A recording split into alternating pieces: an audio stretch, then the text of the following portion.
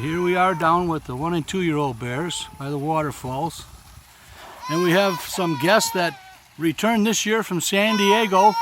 Ernest and Olivia from San Diego. All right, if you could feed the bears, just put them right into the water.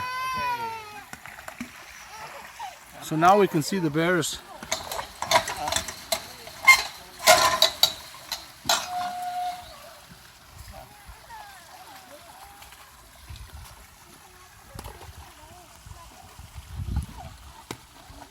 You can see the apples coming into the water and the bears are going in to get them there.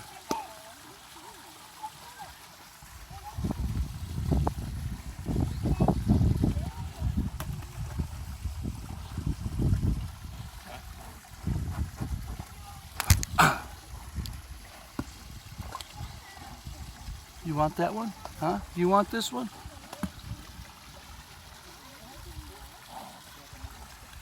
There we go.